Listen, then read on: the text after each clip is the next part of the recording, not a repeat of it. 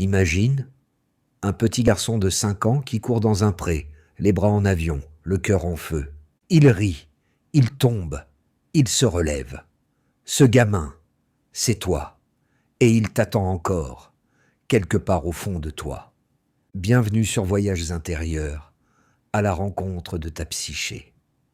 Aujourd'hui, on va rencontrer ton enfant intérieur, ce trésor oublié qui peut tout changer dans ta vie. Reste avec moi jusqu'à la fin, parce que je vais te donner un exercice simple de 3 minutes qui peut débloquer des années de blocage. Si tu sens que c'est le bon moment, abonne-toi et active la cloche. On se retrouve chaque fois pour un voyage plus profond. Allez, respire, on y va. Dans la psychologie de Carl Gustav Jung, l'enfant intérieur, c'est l'archétype du puer aeternus, l'enfant éternel. Pas un gamin capricieux, non. C'est la part de toi qui porte la joie pure, la curiosité, la créativité, mais aussi les blessures non guéries. Confucius disait « À l'intérieur de chaque adulte sommeille un enfant qui n'a jamais grandi. » Et cet enfant, il parle encore, dans tes rêves, dans tes colères soudaines, dans cette envie inexplicable de pleurer devant un dessin animé.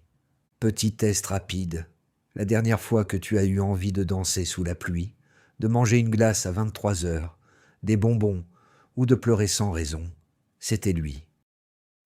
Prends Sophie, 38 ans, cadre en marketing. En réunion, son boss critique son projet. Elle explose, mais vous comprenez rien. Tout le monde la regarde. Elle rougit. Le soir, en consultation, on découvre qu'à 7 ans, son père lui disait « T'es nul en dessin » quand elle ramenait un bonhomme soleil. Ce jour-là, en réunion, ce n'était pas le boss qu'elle entendait, c'était son père. Et c'était sa petite Sophie de 7 ans qui criait. Question pour toi. La dernière fois que tu as réagi trop fort, qui parlait vraiment? Attends.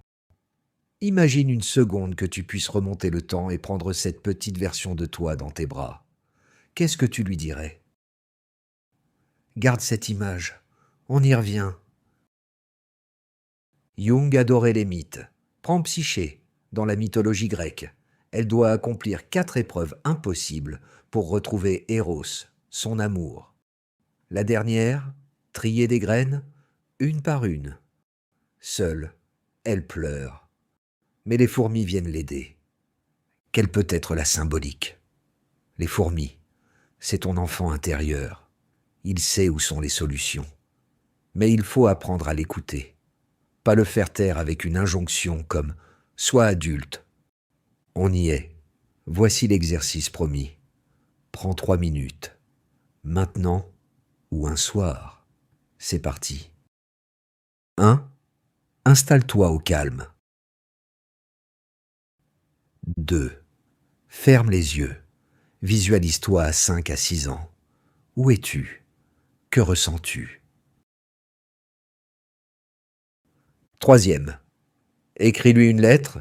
Commence par « Salut ton prénom d'enfant, je suis toi, plus grand ou plus grande, je voulais te dire… » Et dis ce que tu veux lui dire. 4. Laisse venir, sans juger. 5. À la fin, signe la lettre et range-la dans une enveloppe. Sophie a fait cet exercice. Elle a écrit « Je suis désolée de t'avoir oublié. Tu avais raison de dessiner des soleils. » 3 jours après, elle a repris ses crayons et elle a pleuré, de joie. Et si aujourd'hui était le jour où toi aussi tu rentres à la maison, pas celle en briques, celle en toi. Ton enfant intérieur n'est pas un fardeau, c'est ta boussole. Il te rappelle que la vie n'est pas une liste de tâches à faire, c'est un terrain de jeu. Jung disait « L'enfant est potentiel futur.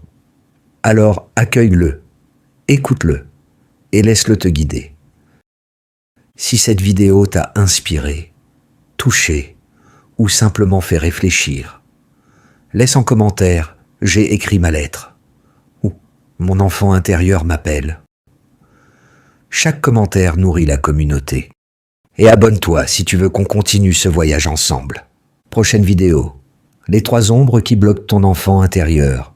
Tu ne vas pas vouloir rater ça? Prends soin de toi et de lui. À bientôt sur Voyages intérieurs.